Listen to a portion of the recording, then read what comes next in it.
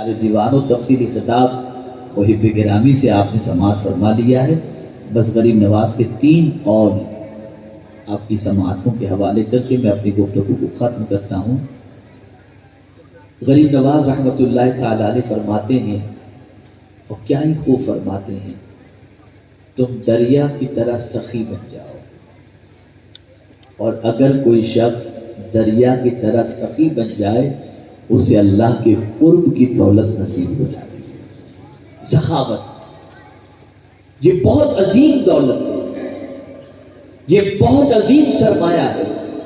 آقا کریم صلی اللہ تعالی علیہ وسلم ارشاد فرماتے السخی حبیب اللہ ولو کان فاجر. سخی اللہ کا حبیب ہے اگرچہ وہ گنہگار کیوں نہ ہو. اگر گنہگار بھی ہے اور سخی ہے وہ اللہ کا حبیب ہوگا. اب سخاوت کو آپ سمجھیں، کیا مال لٹانا ہی سخاوت ہے؟ اسی کو سخاوت کہیں گے؟ اگر یہی سخاوت ہے تو پھر رسول اعظم صلی اللہ علیہ وسلم کی ذات کے متعلق میرے اعلیٰ حضرت یہ نہ کہتے وہی رب ہے جس نے تجھ کو ہما تن کرم بنایا. سر کے بالوں سے لے کر پیر کے ناخن تک میرے مصطفیٰ کرم کی بارشیں نچھاور کرتے تھے. کس طریقے سے؟ کوئی پریشان ہے اچھے جملوں سے اسے تسلی دیتے تھے، یہ بھی سخاوت ہے. اگر کوئی کسی تکلیف کے اندر گرفتار ہے اس کی تکلیف کو دور کرنے کے لیے اپنے وقت کی قربانی دینا، یہ بھی سخاوت ہے. اور اے رسول اعظم صلی اللہ تعالی علیہ وسلم کے دیوانوں، کسی سے مسکرا کر کے ملنا یہ بھی سخاوت بھی ہے، اور ایسے مسکرا کر ملنے پر اللہ صدقے کا ثواب عطا فرماتا ہے.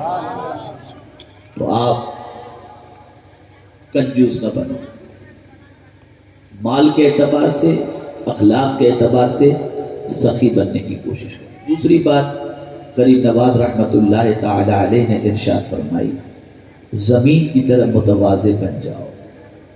اپنے اندر تواضع پیدا کرو. زمین کا معاملہ یہ ہے کہ آپ اس پر بڑی عمارتیں کھڑی کرتے ہیں، گڑھے کھودتے ہیں، سب کچھ کرتے ہیں. آپ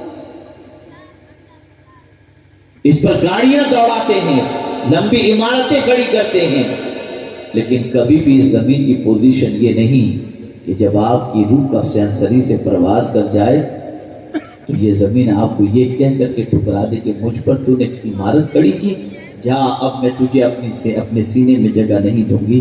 بلکہ زمین اتنی متواضع ہے کہ مرنے والا اگر بلڈر بھی ہے اور عمارت بھی زمین پر کھڑی کیا ہے، تب بھی جب مرنے والا مرتا ہے تو زمین اپنی آغوش اس مرنے والے کو لے لیتی ہے. یہ زمین آفتاب کی طرح شفقت کرو. میرے پیارے آقا صلی اللہ تعالی علیہ